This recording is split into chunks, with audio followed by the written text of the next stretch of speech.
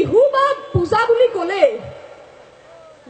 পূজা বুলি ক'লে আমি যে মহিলাসকলে মেখেলা চাদৰযোৰ মেৰিয়াই লওঁ, এই ল'ৰাখিনিয়ে বাৰু ধুতিখন পিন্ধি আহিব পাৰে নে নোৱাৰে কওকচোন?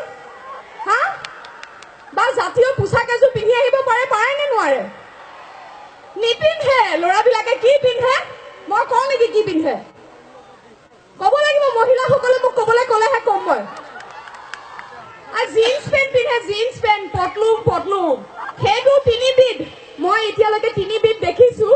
এবিধ হৈছে হেৰি ফটা পেণ্ট, এতিয়া মানে টাইটৰ কোবলৈকে খোজ এনেকুৱা ফেৰেক হৈ যায়, এনেকুৱা খোজ একদম। বিশেষকে বডি বিল্ডিং কৰে যে, এতিয়া হেৰি ফটা বুলি মই নাম দিছো।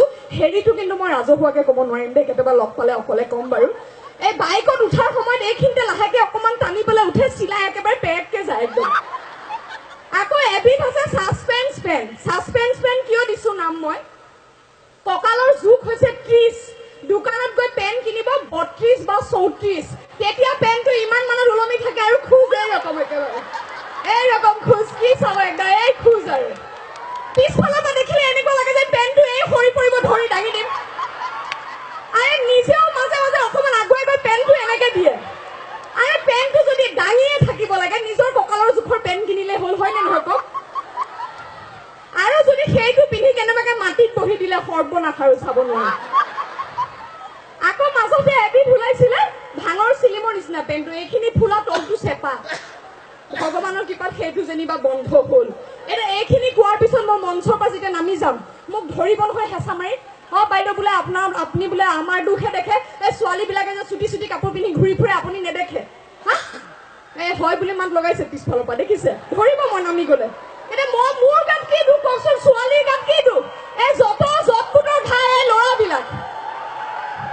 ল'ৰাবিলাকে জটপুটৰ ঘাই। কিয় জানেনে? এই বিহুৰ নামত আগতে গাই থৈছে, কি বুলি গাইছে? এ অকলি যৌৱন দৈ, ঐ মাৰ কবি গৈ, ঐ বাটত লগে পালে জুই গুলিবলৈ, ঐ মেখেলা পিন্ধিলে, ঐ লাগে বুঢ়ী, ঐ ফৰক চিলাই লবি চুটি কৰি। বাপেকে গাইছিলে নে? ছোৱালীও কম একা চব কাটি চুটি কৰি পেলালে বাপেকে। এতিয়া ল'ৰাৰ গাত দুখ নে ছোৱালীৰ গাত দুখ? ল'ৰাৰ গাত দুখ। কিন্তু ছোৱালীৰ গাত দুখ আছে। ছোৱালীৰ গাত দুখটো কি হ'ল? মাক বাপেকে ঘৰত বিচনাত মেট্ৰেছ, তুলি বা চফা দিয়া নাই। বাইকৰ পিছফালে কি চাব? এটাৰ পিঠিত একেবাৰে হাউলি যাব একেবাৰে। শুবলৈ ঘৰত মাক বাপেকে বিচনা দিয়া নাইতো, ল'ৰাৰ পিঠিত বাগৰি গলেহে হয় একেবাৰে। সংসাৰখনৰ কথা গমেই নাপায়, কোন ক'ত আছে বিখ্যাত। বেটিয়ে গমেই নাপায় যে আগত বহি থকা জনে আকৌ ধুনীয়া ছোৱালী এজনী চাই পেলাই ঘূৰি চাই গৈছে। চাই নে নাচাই? চাই নে? মতা মানুহৰ এই স্বভাৱ, চুলি পকি সৰি টপা হৈ যাব তথাপিও সলনি নহয়। বিৰাট ফূৰ্তি পাইছে দেই, কি ফূৰ্তি পাইছে, চব ভুক্তভোগীটো। কিন্তু সলনি হলে আমাৰো বেয়া লাগিব দিয়ক, ইমান সাজি কাচি কি লাভ হব কোনেও যদি নেচায়। অৰ্থাৎ কথাটো এইটোৱে যে পুৰুষ নহলে মহিলা হ'ব নোৱাৰে, মহিলা নহলে পুৰুষ হ'ব নোৱাৰে। এনেকৈ অকণমান মিঠা কাজিয়া পেচাল লাগি মৰম বুজাবুজিৰ মাজতে জীৱনটো চলি যাব লাগিব। এটা কবিতা বাৰুকৈ মনত পৰে আজিকালি, সুখ বুলি মানুহ বলিয়া নেদেখে সুখৰ মুখ, সুখ বিচাৰোতে পাই জগতৰ দুখৰ উপৰি দুখ। এই যান্ত্ৰিকতাৰ মাজত, এই কোলাহলৰ মাজত ইয়ালৈ আহি মই যদি আপোনালোকৰ মুখত অকণমানো হাঁহি দিব পাৰিলো, তেনেহলে মই মোৰ শিল্পী জীৱন সাৰ্থক বুলি ভাবিছো। এই ৰঙালীয়ে আপোনালোক সকলোৰে জীৱনলৈ কঢ়িয়াই আনক সুখ, শান্তি আৰু সমৃদ্ধি। তাকে কৈ মই আপোনালোকৰ পৰা বিদায় ল'ম। কিন্তু বিদায় লোৱাৰ আগতে মই ছোৱালীখিনিক দায়িত্ব এটা দিব খুজিছো। এতিয়া দায়িত্বটো এনেধৰণৰ, আমাৰ জাতি মানে কি, গোটেই অসমখনত বিভিন্ন সমস্যাই আগুৰি ধৰিছে। বাহিৰা অপশক্তিয়ে আমাক সময়ে সময়ে ভাবুকি দি আহিছে। গতিকে এই বাহিৰা শক্তিবিলাকক যদি আমি উফৰাই পঠিয়াবলৈ হওঁ, তেতিয়াহ'লে আমি কৰ্ম কৰিব লাগিব, অৰ্থনীতি আমি হাতত ল'ব লাগিব। আৰু তাৰে মই এটা সৰু দায়িত্ব ছোৱালীবিলাকক দিব খুজিছো।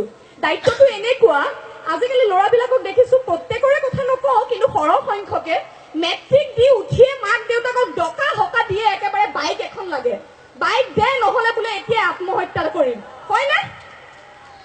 মই ছোৱালীখিনিক দায়িত্ব দিছো এতিয়া তোমালোক গাভৰু ছোৱালী কোনোবাই প্ৰস্তাৱ দিব দিয়াচোন আই লাভ ইউ বুলি ক'বা তোমালোকৰো যদি মন যায় আই লাভ ইউ টু ক'বা লগতে ক'বা যে তোমাৰ মা দেউতাই দিয়া বাইকখনত কিন্তু মই নুঠো তুমি কিনা বাইকখনতহে উঠিম কিন্তু তাৰ মানে পিছত মই ল'ৰাখিনিকো ভাল কথা এটা কওঁ পিছত চাকৰি নাই বুলি এৰি থৈ যাব তাতকৈ আগতে চাকৰি এটা যোগাৰ কৰি প্ৰেমত পৰক হয়নে নহয় হাঁহি থাকক আৰু জীৱনটোক উদযাপন কৰক এইখিনিতে কৈ মই আপোনালোকৰ পৰা বিদায় লওঁ